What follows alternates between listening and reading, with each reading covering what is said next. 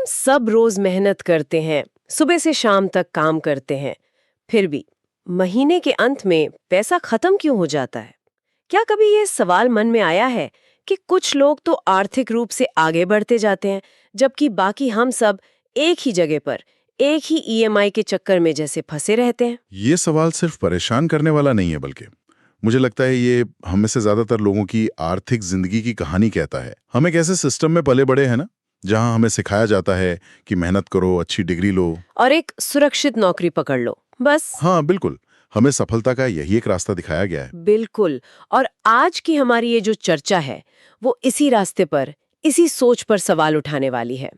हम सिर्फ अमीर बनने के तरीकों पर बात नहीं करेंगे, बल्कि उस माइंडसेट की परतें उधेड़ेंगे जो वित्तीय सफलता की नींव रखती है। सही कहा। और इसके लिए हम दुनिया की सबसे प्रसिद्ध फाइनेंस किताबों में से एक रॉबर्ट कियोसाकी की रिच डैड पुअर डैड के मूल सिद्धांतों की गहराई से पड़ताल कर रहे हैं। और हमारा मिशन सिर्फ किताब को समझना नहीं है, बल्कि उस फाइनेंशियल प्रोग्रामिंग को चुनौती देना है जो हम सबको बचपन से मिली है।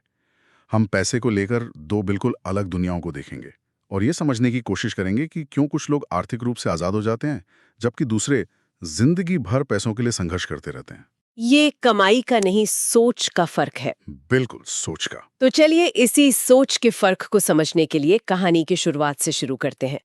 किताब के लेखक रॉबर्ट कियोसाकी बताते हैं कि उनके जीवन में दो पिताओं का प्रभाव था। एक थे उनके अपने पिता, जिन्हें वो पुअर डैड कहते थे।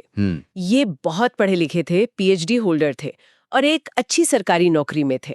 मतलब सुनने में तो ये सफलता की एकदम पक्की रेसिपी लगती है। हाँ, कागज पर तो यही लगता है, लेकिन असलियत ये थी कि वो हमेशा पैसों को लेकर चिंतित रहते थे, बिलों को लेकर परेशान रहते थे और महीने के अंत में मुश्किल से गुजारा कर पाते थे। मतलब उनकी दुनिया सुरक्षा और नौकरी के इर्द गिर्द घूमती थी। एग्जैक्टली। और फिर आते हैं रिच डैड। ये रॉबर्ट के दोस्त के पिता थे, जो ज्यादा पढ़े लिखे नहीं थे, शायद 8वीं पास भी नहीं। हाँ, ये बहुत दिलचस्प है। लेकिन वो एक सफल व्यवसायी और निवेशक थे और आर्थिक रूप से पूरी तरह स्वतंत्र थे। यही कहानी का केंद्र है। दोनों ही रॉबर्ट से प्यार करते थे और दोनों ने ही उन्हें सलाह दी, लेकिन उनकी सलाह में जमीन आसमान का फर्क था। अच्छा? पुअर डैड की सलाह वही थी जो हम में से 99% लोगों को अपने घरों में मिलती है। क्या? बेटा, अच्छी पढ़ाई करो, अच्छे नंबर लाओ, ताकि तुम्हें एक बड़ी कंपनी में सुरक्षित नौकरी मिल सके।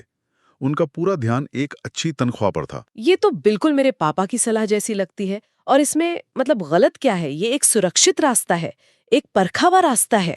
देखिए, पुअर डैड के नजरिए से इसमें कुछ भी गलत नहीं है। ये डर से पैदा हुई सोच है। नौकरी खोने का डर, बिल ना चुका पाने का डर, ये सुरक्षा की तलाश है। लेकिन रिच डैड की सलाह बिल्कुल उल्टी थी। उनका मंत्र था, पैसे के लिए काम मत करो, पैसे को अपने लिए काम करना सिखाओ। ये तो बहुत बड़ा मानसिक बदलाव है। बहुत बड़ा। उनका ध्यान तनख्वाह पर नहीं, बल्कि संपत्ति बनाने पर था। ऐसी संपत्ति जो उनके सोते हुए भी उनके लिए पैसा कमाए। ये जो दो पिताओं की सोच का फर्क है, ये तो समझ में आता है, लेकिन सिर्फ सोच बदलने से तो बैंक बैलेंस नहीं बदलता ना। नहीं। तो रिच डैड ने रॉबर्ट को असल में पहला कदम क्या सिखाया? वो कौन सा एक नियम था जिसने सब कुछ बदल दिया? ये बहुत अच्छा सवाल है, क्योंकि सोच को हकीकत में बदलने के लिए एक फ्रेमवर्क चाहिए, है ना? हाँ। और रिच डैड ने जो सबसे पहला और सबसे जरूरी सबक सिखाया, वो था एसेट और लायबिलिटी के बीच का असली फर्क समझना। ओके। ज्यादातर लोग सोचते हैं कि वे ये जानते हैं, लेकिन असल में वे नहीं जानते। एक मिनट, यहाँ पे कई लोग असहमत होंगे। हम सबको स्कूल में सिखाया गया है एसेट मतलब संपत्ति, लायबिलिटी मतलब देनदारी, लेकिन किताब कहती है कि ये परिभाषा अधूरी है। बिल्कुल। खासकर जब बात आती है कि एक घर जिसे बनाने के लिए लोन लिया गया है, क्या वो सच में एक एसेट है? हमारे समाज में तो इसे सबसे बड़ा एसेट माना जाता है। और यहीं पर रिच डैड की परिभाषा पूरा खेल बदल देती है। वो अकाउंटिंग की जटिल परिभाषाओं में नहीं जाते। उनकी परिभाषा कैश फ्लो पर आधारित है, मतलब पैसे का बहाव। अच्छा। परिभाषा बहुत सीधी है। एसेट कोई भी ऐसी चीज है जो आपकी जेब में पैसा डाले। ओके। और लायबिलिटी कोई भी ऐसी चीज है जो आपकी जेब से पैसा निकाले। बस इतना सिंपल। मतलब इससे फर्क नहीं पड़ता कि वो चीज क्या है, फर्क इससे पड़ता है कि वो पैसे के बहाव के साथ क्या कर रही है। बिल्कुल। मान लीजिए आपने घर खरीदा है जिससे आपको हर महीने 50,000 रुपए किराया आता है, तो वो घर एक एसेट है। क्योंकि वो मेरी जेब में पैसा डाल रहा है। सही। लेकिन अगर आपने घर लोन पर खरीदा है जिसमें आप खुद रहते हैं और हर महीने आपकी जेब से 50,000 की ईएमआई, मेंटेनेंस और टैक्स जा रहा है, तो वो एक लायबिलिटी हुई। रिच डैड के हिसाब से हाँ। हाँ, वो घर एक लायबिलिटी है, एसेट नहीं। वाओ, ये तो ये तो पूरी सोच को ही उल्टा कर देता है। इसका मतलब है कि हमारी महंगी कार, लेटेस्ट फोन, ये सब जिन्हें हम अपनी संपत्ति समझते हैं, असल में लायबिलिटीज हैं। हाँ, जो चुपचाप हमारी जेब खाली कर रही हैं। सही बात है। और आज के दौर में ये समझना और भी जरूरी है, जहां यूपीआई और बाय नाउ पे लेटर स्कीम्स ने खर्च करने को इतना इतना आसान बना दिया है। हाँ। फोन पर एक टैप से लायबिलिटी बन जाती है, जबकि एसेट बनाने में आज भी अनुशासन और सब्र लगता है। और यही वो जाल है जिसे किताब में रैट रेस या चूहों की दौड़ कहा गया है। हाँ, रैट रेस। रैट रेस, इसे थोड़ा और समझाइए। ये सुनने में तो बहुत आम शब्द लगता है। इसे एक युवा प्रोफेशनल की कहानी से समझते हैं। हम्म। उसे पहली नौकरी मिलती है, अच्छी सैलरी आती है। वो सबसे पहले क्या करता है? एक बढ़िया कार खरीदता है ईएमआई पर। हाँ, या एक महंगा फोन लेता है क्रेडिट कार्ड पर। उसे लगता है कि उसका जीवन स्तर सुधर रहा है। फिर उसकी सैलरी बढ़ती है तो वो लोन पर एक बड़ा घर ले लेता है। अब उसकी ईएमआई और भी बढ़ जाती है। और इन सब देनदारियों को चुकाने के लिए उसे और मेहनत करनी पड़ती है, प्रमोशन का इंतजार करना पड़ता है। बिल्कुल, सैलरी बढ़ती है और खर्चे उससे भी ज्यादा बढ़ जाते हैं।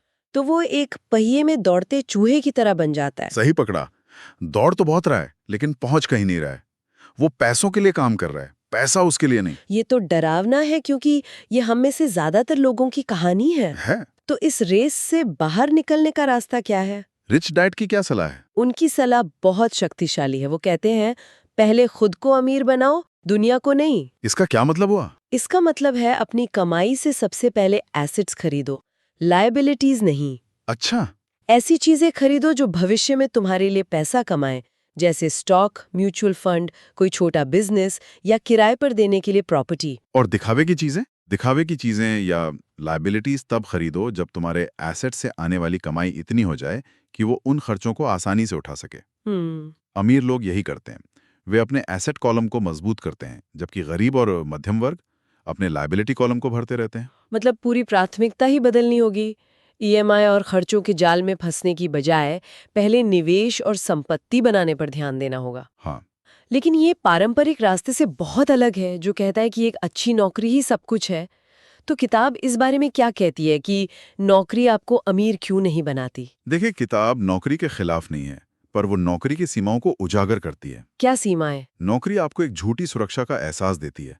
वो आपको पैसा तो देती है, लेकिन बदले में आपका सबसे कीमती संसाधन ले लेती है। आपका समय। आपका समय। आप जब तक काम करते हैं तब तक पैसा आता है। जिस दिन काम करना बंद, पैसा आना बंद, आप आर्थिक रूप से कभी आजाद नहीं हो पाते। लेकिन एक मिनट, क्या ये बात हर किसी पर लागू होती है? एक डॉक्टर, एक इंजीनियर या एक पायलट के बारे में क्या? उनकी तो पूरी कमाई उनकी डिग्री और उनकी नौकरी पर ही आधारित है। ये एक बहुत जरूरी सवाल है। रिच डैड ये नहीं कहते कि प्रोफेशनल स्किल्स बेकार हैं। वो कहते हैं कि सिर्फ प्रोफेशनल स्किल्स काफी नहीं है। अच्छा। उनका मंत्र है, नौकरी सीखने के लिए करो, जिंदगी भर करने के लिए नहीं। नौकरी को एक एक सीखने के मंच की तरह देखो। बिल्कुल, एक ऐसा मंच जहां तुम वो स्किल सीख सको जो तुम्हें भविष्य में संपत्ति बनाने में मदद करें। पैसे के लिए काम करने की बजाय सीखने के लिए काम करो। और ये कौन सी खास स्किल्स हैं जिन पर किताब जोर देती है? किताब 4 मुख्य स्किल्स पर जोर देती है जिन्हें स्कूल में नहीं सिखाया जाता। पहली है सेल्स, बेचने की कला। अगर आप अपना आइडिया, प्रोडक्ट या सर्विस बेचना नहीं जानते तो आप कभी सफल बिजनेस नहीं बना सकते। सही है। दूसरी है मार्केटिंग, यानी अपनी बात को सही लोगों तक कैसे पहुंचाना है। तीसरी है इन्वेस्टिंग, मतलब पैसे से पैसा कैसे बनाना है। और चौथी? और चौथी है लीडरशिप, लोगों को साथ लेकर एक टीम बनाकर कैसे काम करना है। ये बात बहुत गहरी है। डिग्री नहीं, स्किल्स अमीरी बनाती है। एक बेहतरीन डॉक्टर जो अपना क्लिनिक चलाता है, उसे सिर्फ मरीज देखना ही नहीं, बल्कि अपने क्लिनिक की मार्केटिंग करना, अपने स्टाफ को मैनेज करना और अपने पैसों को सही जगह इन्वेस्ट करना भी आना चाहिए। बिल्कुल, वरना वो हमेशा एक अच्छा कर्मचारी तो रहेगा, पर एक सफल उद्यमी नहीं बन पाएगा। सही। और इसी से जुड़ा एक और मुद्दा है जिसे किताब उठाती है, टैक्स और सिस्टम को समझना। ओह, ये तो और भी जटिल है। स्रोत बताते हैं कि गरीब और मध्यम वर्ग के लोग पहले कमाते हैं, फिर ईमानदारी से सरकार को टैक्स देते हैं और जो बचता है उससे खर्च करते हैं। हाँ, यही होता है। जबकि अमीर लोग सिस्टम का फायदा उठाते हैं। वो पहले अपनी कंपनी या बिजनेस के जरिए पैसा कमाते हैं, फिर उसी बिजनेस के नाम पर अपने खर्चे दिखाते हैं, जैसे गाड़ी, यात्रा। अच्छा। और जो मुनाफा आखिर में बचता है उस पर टैक्स देते हैं। वे कानूनी तरीके से टैक्स बचाने के रास्ते जानते हैं। इसीलिए रिच डैड कहते हैं, सिस्टम को समझो, वरना सिस्टम तुम्हें जीवन भर दबाता रहेगा। तो हमने रणनीतियों की बात की, एसेट्स और लाइबिलिटीज को समझा, स्किल्स के महत्व को भी जाना। लेकिन इन सब के पीछे एक और बड़ी चीज है, हमारा मनोविज्ञान, हमारी सोच। अगर किसी को ये सब पता भी हो, फिर भी वो पहला कदम क्यों नहीं उठा पाता? इन सब का हमारी मानसिकता के लिए क्या मतलब है? ये इस पहेली का सबसे महत्वपूर्ण और सबसे मुश्किल हिस्सा है। आप दुनिया की सारी वित्तीय रणनीतियां जान सकते हैं, लेकिन अगर आपकी मानसिकता, आपका माइंडसेट सही नहीं है, तो आप कभी शुरुआत ही नहीं कर पाएंगे। और सबसे बड़ी मानसिक बाधा क्या है? डर। डर? किस तरह का डर? मुझे लगता है सबसे बड़ा डर पैसा खोने का होता है। मैं किसी स्टॉक में पैसा लगाऊं और वो डूब जाए। इस डर से तो कई लोग कभी शेयर बाजार की तरफ देखते भी नहीं। आपने बिल्कुल सही नस पकड़ी है। पैसा खोने का डर हम सबको होता है, लेकिन अमीर और गरीब मानसिकता में फर्क ये है कि वे इस डर को कैसे संभालते हैं। कैसे? रिच डैड कहते हैं कि उन्होंने कभी ऐसा अमीर इंसान नहीं देखा जिसने कभी पैसा ना खोया हो, लेकिन उन्होंने बहुत सारे गरीब इंसान देखे हैं जिन्होंने कभी एक पैसा भी नहीं खोया। क्योंकि उन्होंने कभी निवेश ही नहीं किया। एग्जैक्टली। तो इस डर से कैसे निपटा जाए? रिच डैड की क्या सलाह है? उनकी सलाह बहुत सीधी है। गलती करने से मत डरो, कुछ ना करने से डरो। वो कहते हैं कि अमीर लोग हार को सीखने का एक अवसर मानते हैं। वो छोटी शुरुआत करते हैं, गलतियां करते हैं, उनसे सीखते हैं और फिर बड़ा दांव लगाते हैं। जबकि गरीब मानसिकता वाले लोग, वो हार से इतना डर जाते हैं कि वो कभी कोशिश ही नहीं करते। वो अपनी सुरक्षित नौकरी और आराम के दायरे से बाहर ही नहीं निकलना चाहते। और लोग क्या कहेंगे, ये भी तो एक डर है। ये सबसे बड़ा डर है। पैसा खोने के डर के अलावा असफलता का डर और लोग क्या कहेंगे, ये हमें कैद करके रखता है। और इसी डर से जुड़ी एक और शक्तिशाली मानसिक बदलाव की बात किताब में की गई है।